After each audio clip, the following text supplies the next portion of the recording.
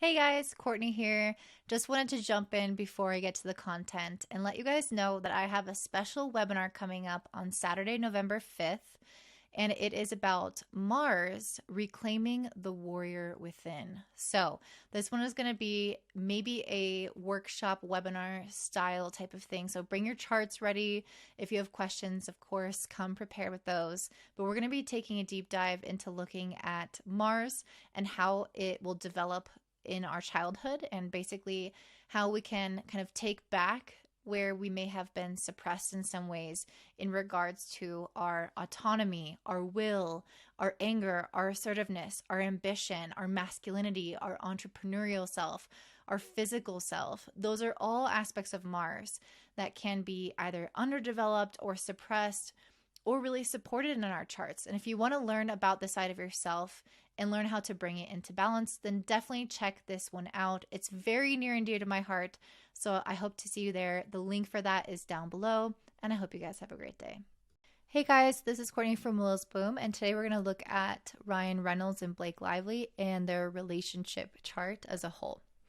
So taking a look at Ryan first, we can see that he's actually born on a solar eclipse in Scorpio, which is something that we're experiencing today, the day I'm recording it, and it's actually right on his planet. So it's funny that I happen to be recording this at the exact time that he's going to be really feeling this energy.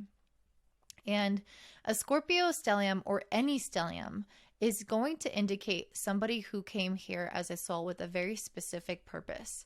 They tend to feel this kind of pressure of needing to figure what that thing is. And on top of that, being born on an eclipse can also bring in this faded element of that pressure of, I'm here to make a difference. I'm here to impact the world in some way. And that doesn't mean that necessarily you're going to have this big famous career like Ryan, but generally people born on eclipses or born with a stellium, which is a bunch of planets all in the same sign next to each other, those people are going to feel, again, a huge concentration focus in this area of their life, and they can almost be imbalanced as well as a result of this. And when they experience transits, it's really activating that stellium and lighting up this area of their life where a bunch of things can go wrong or right at the same time, because they're hitting all these personal planets at once through a transit.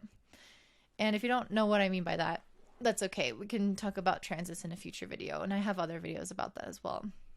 But essentially, all you need to know is that there is this innate pressure on him to maybe create a sense of security and independence.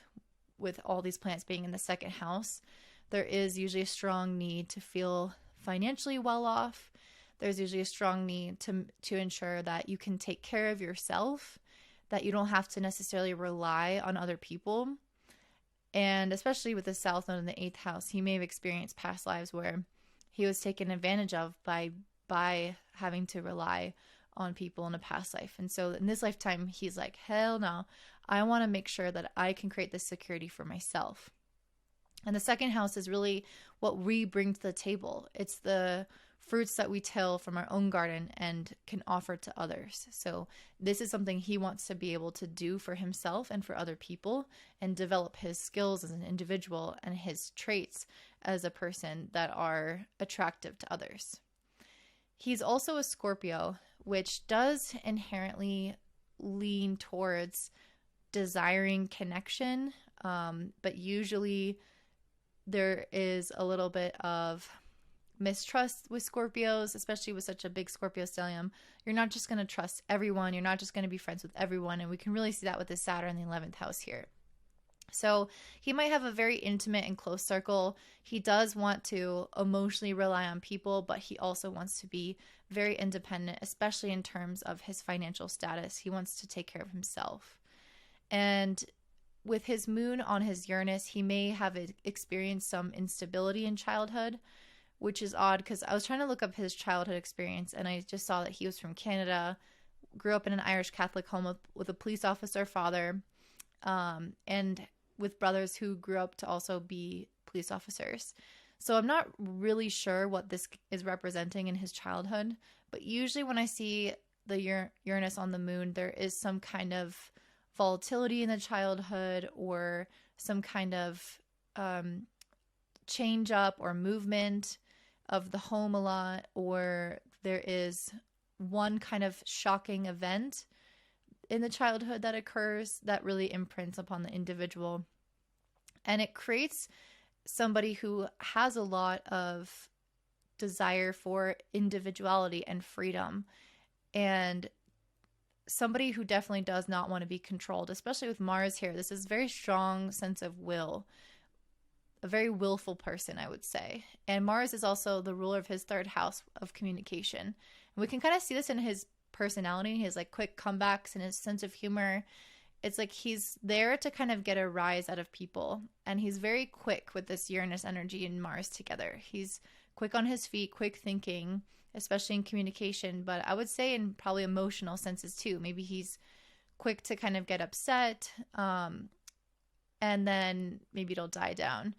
You know, it's like there is just fast pace of how he processes things. However, his Saturn is also making a loose square to Mars, so this could help him kind of temper. If he does ever get upset, this is really going to temper that. And this could also indicate stuff about needing to kind of own his masculinity and sexuality, but I don't really know because that's not too tight of a square. But sometimes that can indicate some like fertility issues, or which obviously is not the case. He has all children, or any other kind of personal issues. I don't really want to get too much into that because that's his own business. So his relationship planet, his seventh house, is ruled by Pisces. So his relationship planet is going to be Jupiter, which is a traditional ruler of Pisces.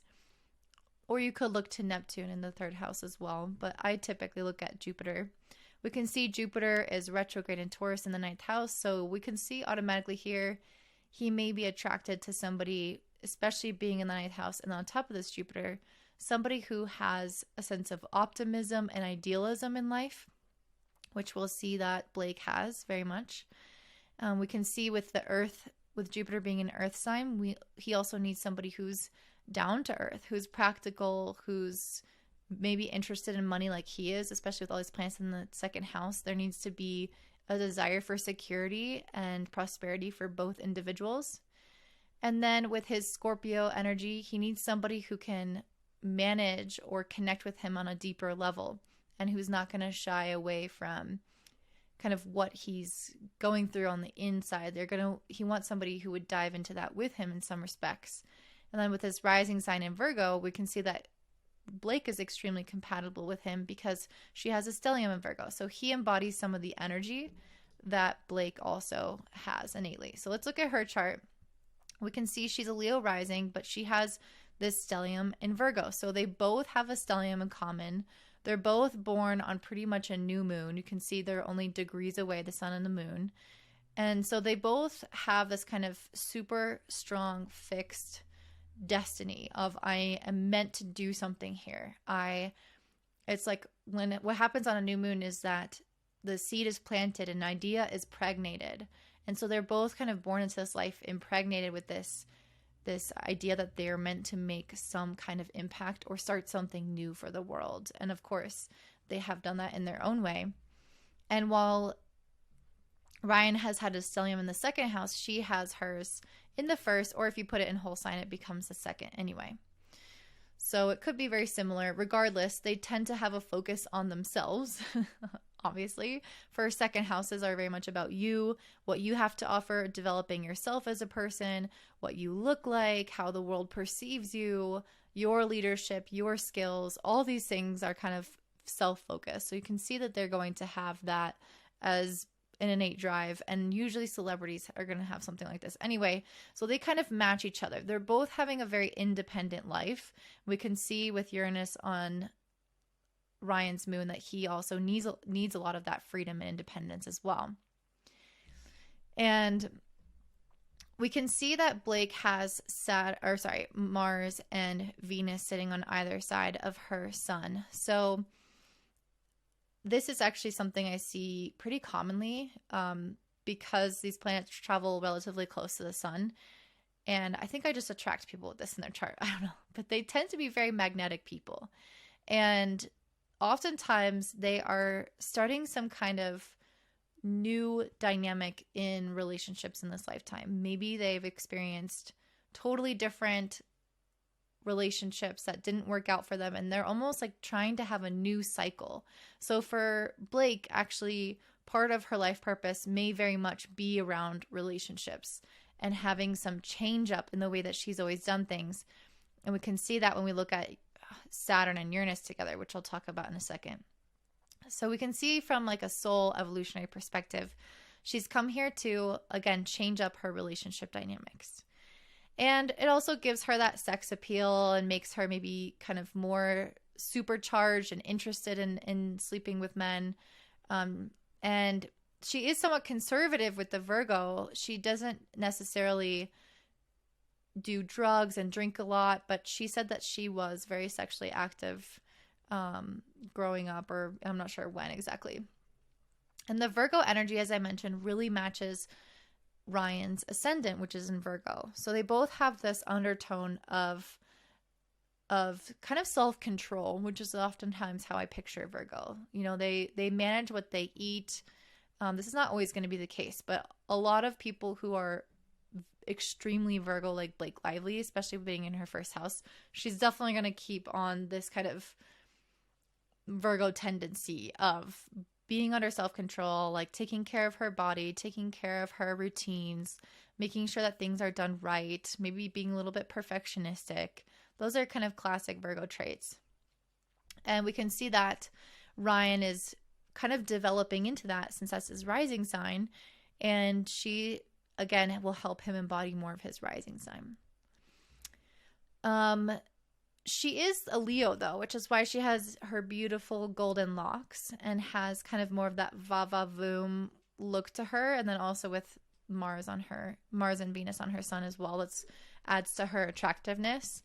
And so we can see that she has this kind of pure beauty, though, but it has that sex appeal that Leo can bring to the occasion. And as we mentioned before, Ryan has Jupiter as one of his relationship planets. So he's looking for that partner who has kind of an idealistic attitude, who can really light him up in some ways and help him believe that there's better things out there in the world.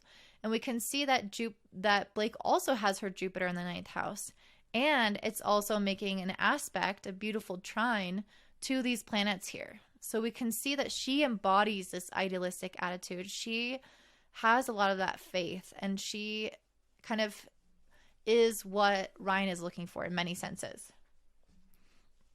So that's going to add also to her kind of genuineness. When you see her beauty, it's the Virgo and the Jupiter energy mixed together has this very kind of goddess-like energy where there's something angelic. Even though there's some obviously sexiness there too, she has also this quality of being just radiant, I think is the best word to describe her.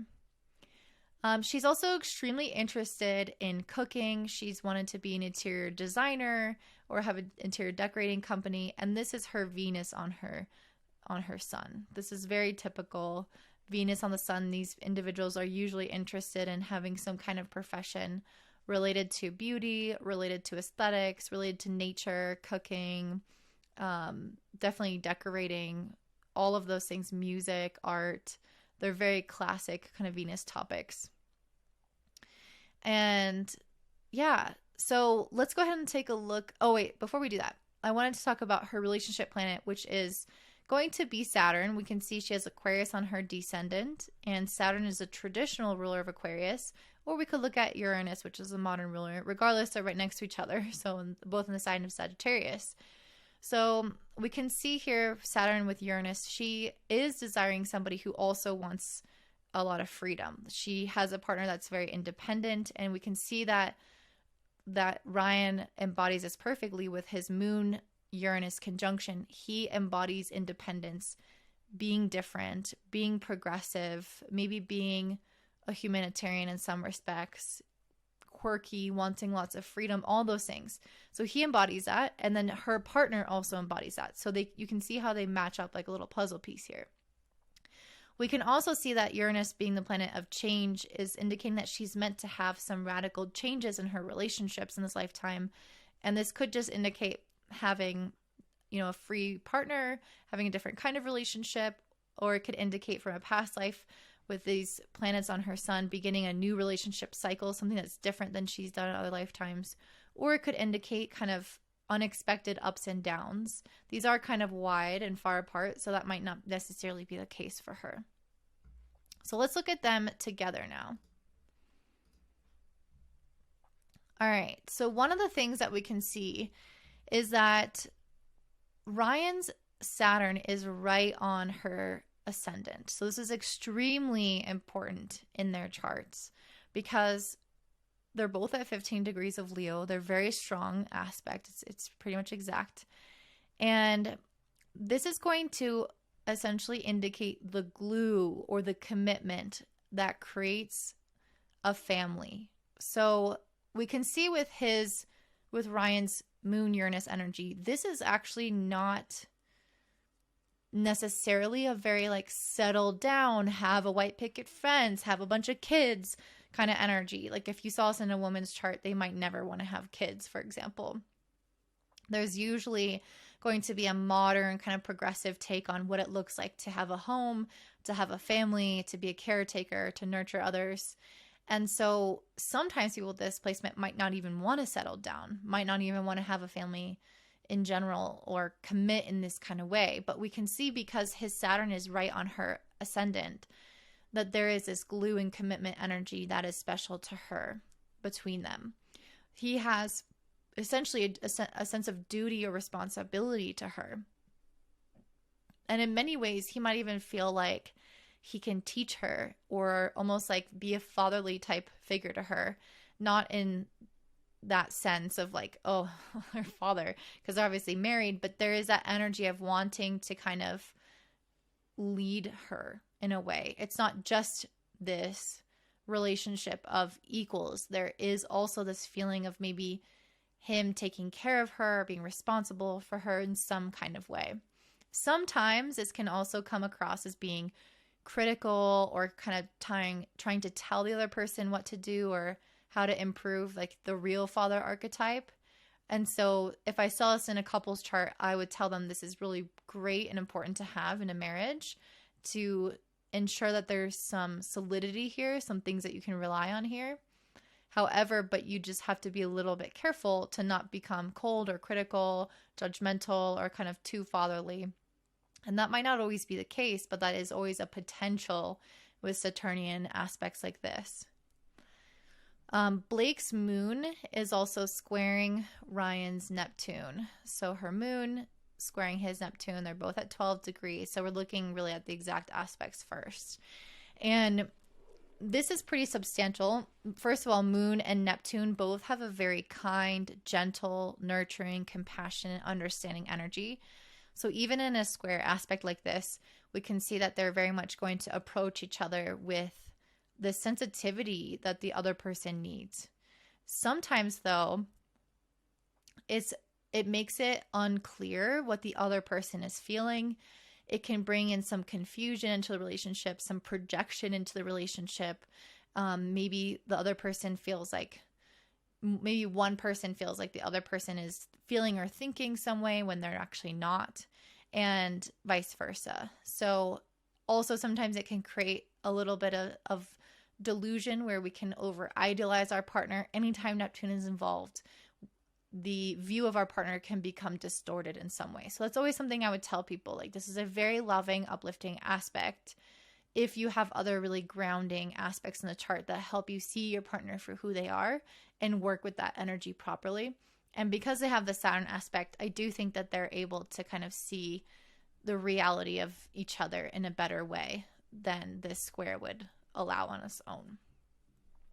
I also forgot to mention, if you've watched my video on anxiety and mental health signatures in astrology, you will see that Ryan has quite a bit going on here with his moon conjunct Uranus and Mars. This is very anxiety driven, especially Uranus and Mars together, but being on the moon, which is very similar to Mercury in the sense that it affects our mind and our mental health in the same way. It creates disturbances in the nervous system that make you have kind of high electricity, high energy, a lot that you're thinking about, ruminating about. It's hard to kind of shut down and relax. And with Scorpio, there can also be maybe, I mean, it is a fixed sign and it is watery, so there can be a more emotional side of this as well. So essentially, we can see that he likely suffers from anxiety. I know he said he did actually, in a little way and also in a really big way. He's kind of had the full spectrum of anxiety experiences to the point where he's even had nervous breakdowns. So when I see something like this in a natal chart and I see really tender aspects like Moon Neptune aspects, even though it's a square, the planets themselves are so tender. It does make me feel like this will help soothe his anxiety. In some ways, she will nurture him. She will care for him and kind of, with her Virgo moon, ground him down into a more, hopefully more stable place in his life and his emotions. So where things can get interesting, but sometimes a little bit hairy, is the square in their Venuses and then also the Jupiters, which we'll see in a second, Jupiter oppositions. So you can see that Blake has her Venus at 2 degrees of Virgo. He has his Venus at 3 degrees of Sagittarius. So they are making an aspect to each other by square. He's quite fiery in his desires for relationships, and she's earthy with this Virgo sign. And so they have maybe different ways of showing up to the partnership, different expectations. This usually indicates two people having really different parents, or like each couple, their parents' relationship was different from each other. And so they come to life expecting different things out of a partner and what it should be like and how they should show up and what their partner will be like. And so this can sometimes be a little bit challenging, but it's also where we see a lot of the fruit of growth, which is what relationships are for. They're here to teach us about ourselves, and they're here to help us grow and inhabit other aspects of our chart. And so we can see that there may be conflict, but that conflict will help them. So for Blake, her Venus in Virgo is going to help her kind of serve her partner. This is usually somebody who will cook for you, who will take care of you in small ways, the acts of service. Maybe her love for baking is one of the ways that she shows love for her family and her friends. And she will maybe prioritize very practical elements of what it looks like to be a partner and to be a support system. But with Ryan, with his Venus in Sagittarius, there may be part of him that, again, really wants that freedom. We can see this also with his moon Uranus. So this is a repeated pattern here. He wants freedom. He wants excitement. He wants change. He wants to learn from his partner. He doesn't want to feel bored. He doesn't want to feel stuffy. He doesn't want to feel maybe kind of boxed in. However, because his Saturn is on her ascendant, we can see he is willing to commit to her long term. He's not going to just give up on this, which is good because other parts of his chart really desires kind of excitement and newness. And sometimes that's a little bit harder in long-term relationships. So he doesn't want to feel bored, right? He wants that stimulation. He wants that like partner in crime. And the good news is that even though these are in a square, so they may have really different kind of social desires. Maybe she would be a little bit more stay at home sometimes. Maybe he wants to be a little bit more outgoing. I mean, that's not always going to necessarily be the case, but they might have different interests in friends or hobbies, that kind of thing. And those things they'll have to kind of learn to be compatible with each other as much as they can. However, Blake also has a Leo ascendant, which is another fire sign. And there is a little bit of something that can sometimes be, more social or gregarious. So these two fire signs can be a little bit more playful together.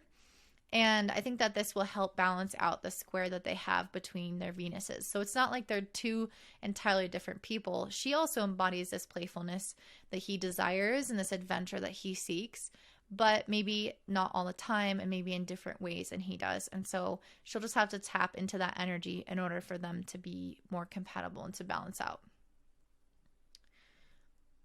Um, his Venus is also, of course, squaring her sun and Mars because they're all together. So this doesn't have to be bad. It's just kind of similar to what I was saying before, except with the Mars that can bring about a little bit of this. This can bring about a little bit of heatedness sometimes. But that also is part of what brings sexual attraction as well. And as I mentioned, he definitely suffers from anxiety, but I would say that she suffers from anxiety as well. With Mars combust the sun and all these planets in Virgo, this is extremely self-critical, perfectionistic. I'd be very, very, very surprised. And also Mercury on her moon. I'd just be very surprised if she didn't suffer from anxiety or perfectionism. I definitely would think she does. And so I think that their overlap in having anxiety is a compatibility factor, although they might be a little bit too similar in that sense. However, I think that they do have this uplifting energy with the moon and Neptune square that will help soothe each other again. Her sun, Venus, and Mars is also sextiling Ryan's moon, sun, and north node. So I think this is kind of what I was saying. They both have similar qualities. They're both maybe going to be really driven, really ambitious. They're both going to do well in terms of being earth and water. These are compatible elements. So they will have just compatible features with each other, ways that they can work well together, play off of each other's strengths and weaknesses here. And again, if they both might have that anxiety factor, that's an overlap between them. So her Jupiter is also opposite his sun, moon, north node, as everything I mentioned. And then his Jupiter is squaring her sun, Mercury, and Venus. So we can see they both have Jupiter at 29 degrees, a critical degree. They're one sign away from each other, which is kind of interesting. And they're in squares and opposition. So they kind of have very similar stories of what's going on. They have their suns involved, their Jupiters involved, squares, oppositions, similar kind of tense aspects. And so what we can see here is that they may have ultimately different beliefs, different ideals, different ways of looking at the world, different philosophies. However, Jupiter tends to bring about positive results anyway. Sometimes, though, it can make us a little bit indulgent in the partnership. It can allow that person to kind of continue on in the way that they've been doing, rather than maybe giving them the kick in the butt that they need to kind of get things going or to change things. So as I mentioned, they're both kind of anxiety prone. With this square in opposition, maybe there are elements to them where they don't have the medicine always to help the other person get out of anxiety. That could be one example of indulging or kind of sinking into old patterns while not maybe reaching for new ones all the time. However, there is a potential to grow a lot through having these different beliefs and philosophies in life, and to travel together, to, you know, spend money together, maybe spend a little bit too much money together. And with Ryan, his Jupiter is his relationship planet. So this square with her sun is saying that there is an opportunity for him to kind of transform and change the way that he does relationships. And obviously that's what they did. They are together. And then the sun and moon of Ryan opposite Blake's Jupiter, I think, can indicate maybe sometimes different perspectives in regards to children. And that's because her Jupiter is the ruler of her fifth house of children. So being opposite his sun, they may kind of, she might be sometimes idealistic or have lofty goals for their children, where he may feel like he's just more practical, or he just might have just kind of a different perspective on how things will really go. But overall, they can really uplift each other with these aspects. Again, Jupiter is a very positive planet. It has a lot of potential for growth, a lot of potential to increase their career status as well, to work together. So we can see all of that kind of coming into play. There's a lot of good that can come from Jupiter, even in difficult aspects like squares or oppositions. Okay, just a few more things. So Blake's Mercury is sextiles Ryan's Uranus, and then Ryan's Mercury is sextile her Uranus. So they have the same aspect between each other, which is generally this kind of exciting and stimulating conversation. And this is where I feel like they both really need that. Scorpios tend to be deep thinkers, and then Virgos tend to be just thinkers. They tend to think a lot. And so we can see this combination together, that they're able to have really exciting conversations, stimulate each other. They might have some of that zest for life and kind of newness that Ryan really craves through their conversation really well. And I think both of them will really allow the other person to have their freedom in the ways that are important to them through this. Their Saturns are also making a trine, which again is going to show this kind of stability in their relationship. And also Blake's Pluto is on Ryan's moon. So this is kind of significant. She, especially with this moon Uranus, there may be this kind of opportunity that she presents him as the outer planet here to look within and discover more about himself in regards to his desire for freedom and his emotional processing, his change that he experienced in childhood, all these elements I've been talking about. She's going to help him explore that even further. And she also acts as the change catalyst for him to eventually want more stability in his life. And that's also, the Saturn represents the stability, but Pluto represents the internal transformation that she pushes him to in order to want and crave that stability. He might have some emotional ups and downs with this, which could bring about her darker Pluto energies. It could bring about her fears or her anger or her intensity. And that might be something that they have to navigate as a relationship. But ultimately, this does indicate a very strong, almost karmic bond between the two and a very strong sexual attraction. And the last thing I wanted to note was just their wedding day. So on their wedding day in September of 2012, the South Node was on Ryan's Jupiter, which, if we remember, that's his relationship planet. So it's almost indicating like they've known each other in a past life, which I just mentioned. Pluto on the moon is kind of giving that feeling. But doesn't have to be the case, but does have a sense of familiarity and things kind of coming back around again. Jupiter was also sextiling his Saturn, so giving him that opportunity. Remember, his Saturn was on her ascendant, so Jupiter will also be sextiling her ascendant in Leo. So it's kind of giving them both this brand new beginning where they're going to have this commitment. This is one of their relationship hotspots, their Saturn ascendant. And so Jupiter is opening that door for them to walk through. And then Saturn is also approaching a conjunction with his sun. It's a few degrees away, and it's going to ask him to kind of see himself in a more committed and serious way than ever before. And I think it will give him a new responsibility in his life, which obviously it did. And then for Blake, Jupiter was opposite her Saturn, which is her relationship planet. So not only was it trining her ascendant, but it's opposite her natal Saturn. So again, stimulating this change and growth in relationships. And then Neptune was also opposite her sun, which is giving her the potential to look at her life differently and to kind of transform her identity in a way in which she's maybe taking a step back a little bit from the limelight.